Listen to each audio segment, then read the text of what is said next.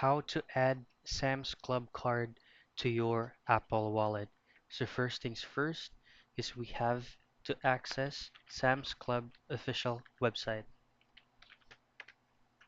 So click on the first link, alright? And then after that, you have to sign into your account. Now once you're signed in, you have to click on the cart icon. And then once you're logged in, you will be able to see an option here that says change membership. Now once you click on that, you need to access the Apple Wallet website. So once done, you need to sign in to your Apple Wallet account, and by there you'll be able to see change payment method. You click on that and then you enter your Sam's Club card PIN number.